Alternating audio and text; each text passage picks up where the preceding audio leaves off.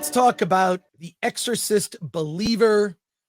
Alan, last night you texted me and said, should I go see it?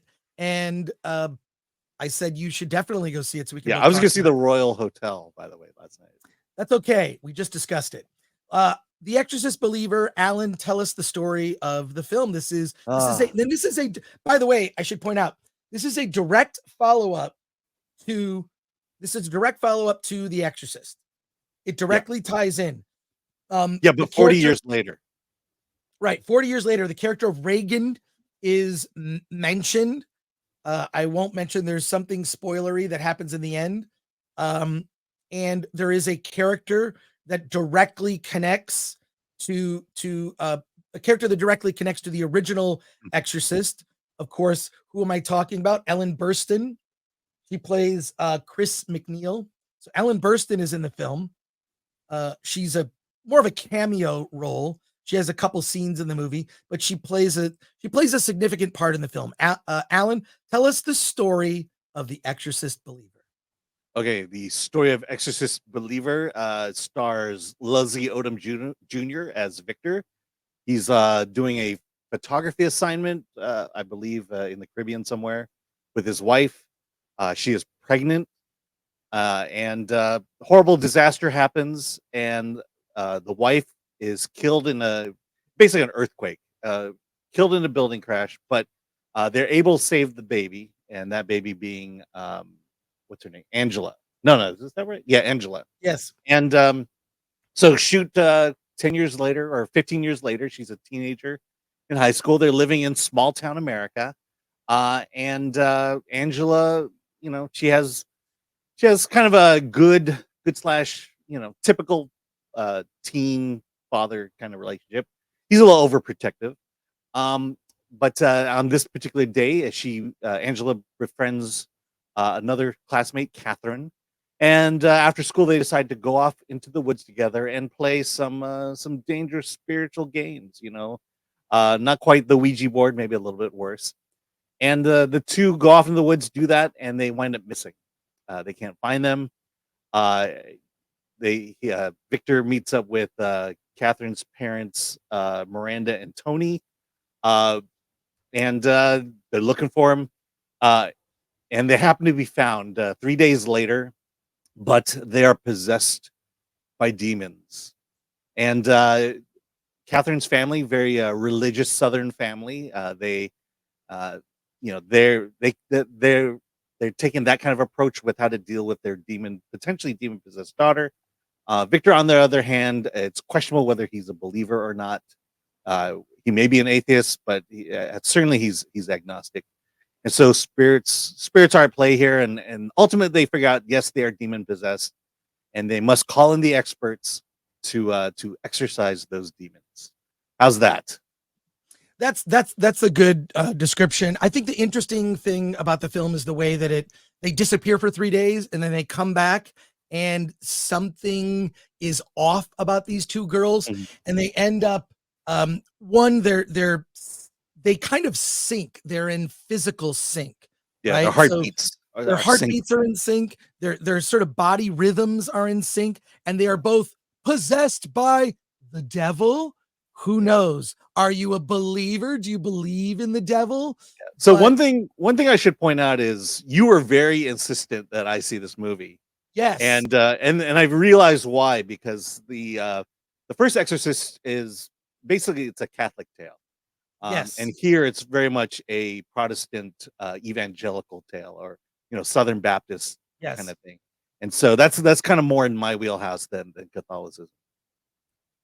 Well, what I'm surprised about with this, and of course, obviously it's leading up to, they've tried everything to calm these girls. They've looked at them medically. They're starting to, one of them has like an upside down cross across her forehead.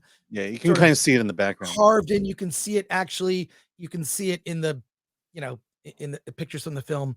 I forget the name of Catherine is the name of the character. So it's Catherine and Angela are the two girls. You meet their families. So at first there's like this 3 days of of they're looking for them and they just turn up, but they don't think they've been gone for 3 days. They just think there's been time has just been deleted. They're like, oh, we're coming back. They didn't realize what happened. They're actually doing this seance to try to get Angela to talk to her It's mother. an exorcism. It wouldn't be a seance. Yeah, seance exorcism. They're basically trying to connect with Angela's mother, who died, when Angela gave birth, died in this earthquake in Haiti. And so it's building up to the big event, which is they're going to exorcise the two girls. Like, they've tried everything and nobody believes it. They're not possessed. And they even go to their local church to try to get someone to approve an exorcism, because it's a procedure that's not done very often, and they do not approve it. But one of the priests shows up and kind of like, I just feel like I have to be here, even though I don't have approval from my church. Let me just correct that a bit. Please Because correct. of the events of the first movie, that's when Ellen Burstyn's character comes in, and that's where the Catholic Church gets involved, and the Catholic Church won't sanction the exorcism. The pastor of Catherine's parents, their church, they did sanction it, and their pastor is a part of the exorcism. Yeah.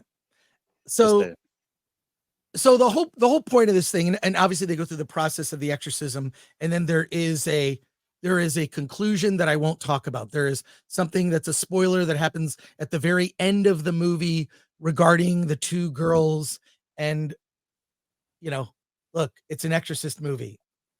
It's not going to be a happy ending. Let's just say that. We're not going to get into spoilers in that at the very end of the film, but I do want to talk about the third act a bit, because this is where things go wrong. Look, all I care about is this film scary. And I thought that the scares were cheap. I thought the movie dragged.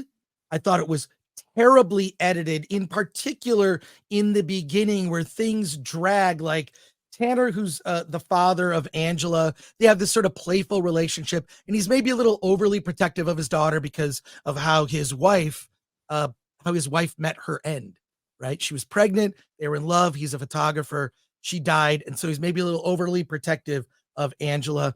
And they show that relationship so much, it's kind of boring. Like, is this some Lifetime movie? So I thought the movie was terribly edited.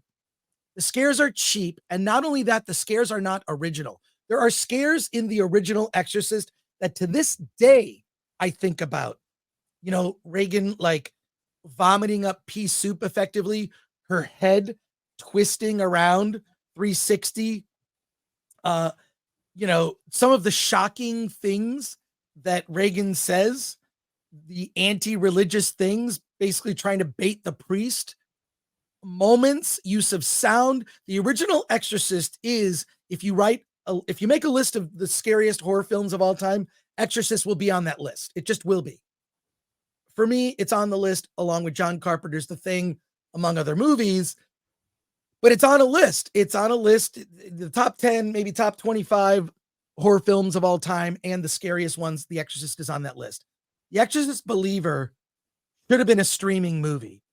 I thought, from the editing to the casting and performances to the cliche and the story, the fact that so many talented people, I believe talented people, are making this film. David Gordon Green, I enjoyed his Halloween films. They're flawed, but I enjoyed them. I feel like he better understood what made a good Halloween movie. He does not understand this. And I think the reason that the original Exorcist was so powerful is because it leaned so hard into religion. And this, you have all these skeptics, I don't believe it or whatever. And sort of at the last minute, they bring in, I'm not making this up, it's sort of a joke. They bring in all these different types of religious people. You've got this woman from Haiti who's got like the voodoo religion. You've got the priest. You've got the woman who's pastor, the nurse. the next door neighbor who's a nurse, who's read the Bible, who was going to be a nun, they literally bring in, and it seems like a joke when I say this out loud, but I'm going to tell you, like the Avengers of exorcism people. So it's not just one priest, it's a bunch of them trying to help. And the woman from who's got the voodoo, she's doing her own thing with fire and this, and she's doing spells. The priest is reading other stuff. Then the nun comes in. She was going to be a nun, but she became a nurse, but she's very well educated in religion. So it's like they bring all these people in to try to solve this problem. And ultimately the girls are just going crazy, right? Like they float a little bit. And it's like, I don't understand. If the devil has a plan, what's the plan? You're just spoiling this movie. No. I'm not spoiling the end of the movie.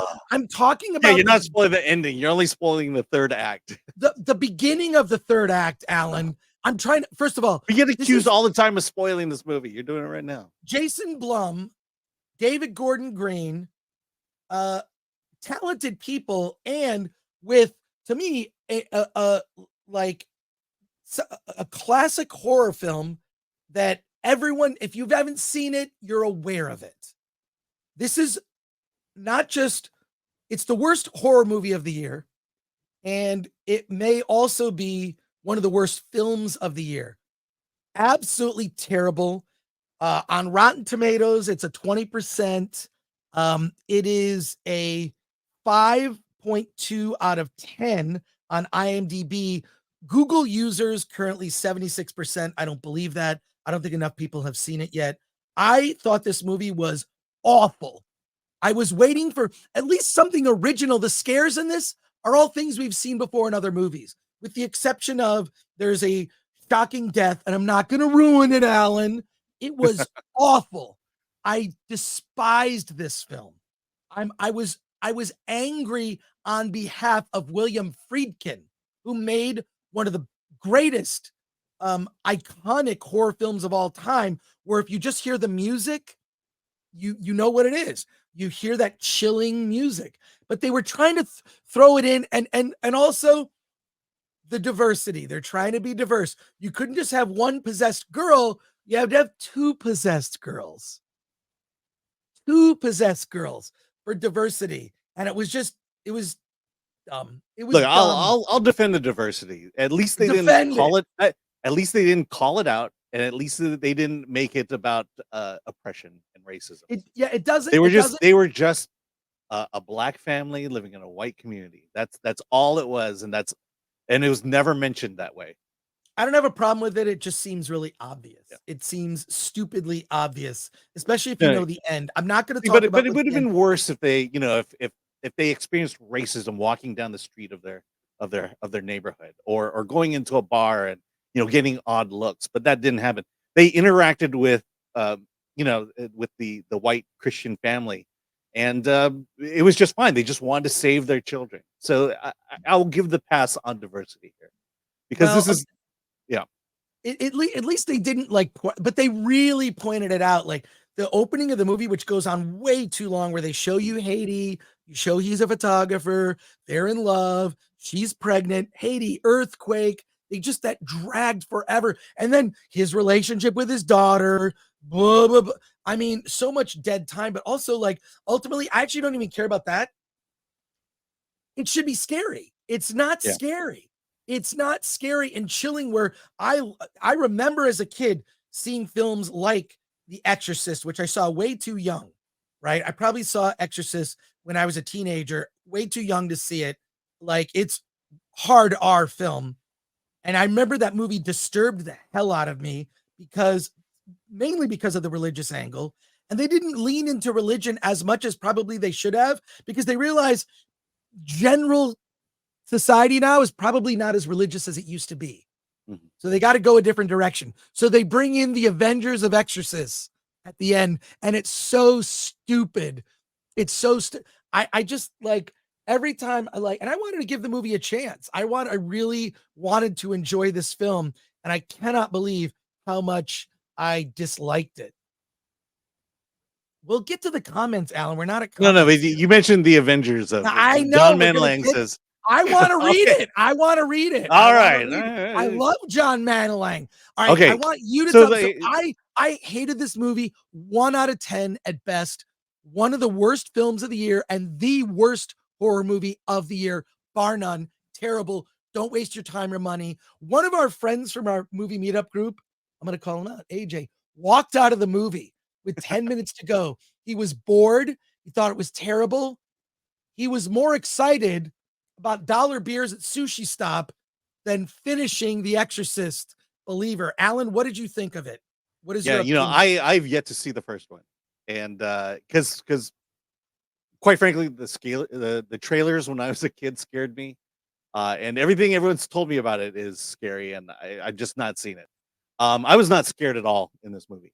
Uh, Yes. there's just I'm just there was at no point that I was even remotely frightened.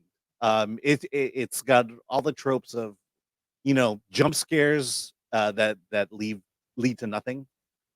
You would think at some point if you're going to do a jump scare, one of them has to hit, but it doesn't. I there are things I appreciated about it. I mean, I did like the Protestant evangelical angle to it. That's one thing.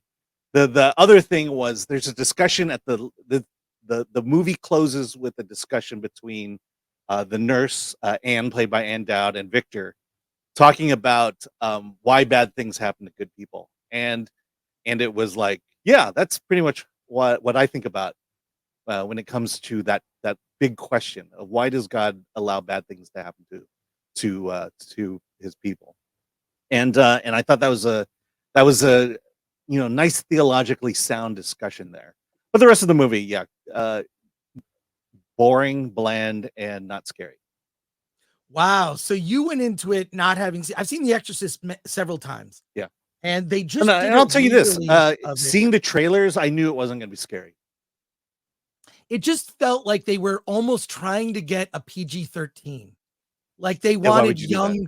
young girls to go see this film. But wow, it was such a disappointment. I can't believe people like this movie. I've heard a couple people that like it, some critics, and I think, wow, try to convince me because I love one of the things that I love diversity of opinion. And I, in particular, like to talk to people who, uh, like can change my mind. But there's no way you're going to change my mind on this. I The, thought the, it was I yeah, just thought it was such a colossal disappointment. So bad. Don't waste your time. They made a streaming movie. Someone asked earlier if the Royal Hotel is a streaming movie. No, I mean it's like a solid indie that you could go to the theater and really enjoy. Um, but Exorcist Believer should have gone direct to streaming because you wouldn't have been disappointed if it was streaming because your expectations are so low already. I just, and it bothers me because Jason Blum through Blumhouse has built up one of the great companies putting out horror today. Jason Blum, I believe, understands horror, and he has done so many good. He's resurrected horror franchises. He's created new ones with Megan. I really love a lot. I'll see anything I Blumhouse, know you just love like I'll. Truth or Dare. Well, but I didn't like that one. Okay, yes, I don't have He's that hit and clip. miss. I think the point is he's hit and miss, but more hit. Yeah, but he's more hit than miss. I would say percentage wise, he's more hit than miss. But this is a huge miss, huge colossal disappointment. Cannot recommend it. Yeah. Go see the original Exorcist if you haven't seen it, like Alan. And there you go. I would rate it a 1 out of 10. Alan, if you had to give it a rating. Uh, yeah, 3. I think I liked it twice as much as you did. Uh, the one of the reasons you had me watch this, I do believe, is because of the more Protestant angle to it. Yes, the And when religious it, but my experience with exorcisms and things like that, the I walked out of it just knowing this is just fiction. There's not well, I shouldn't say there's not a lot of truth behind it, but my understanding of exorcisms and demon possession is not this. And so but at some point you just take it for what it is. They're just trying to make a demon possession movie, and that's what it is.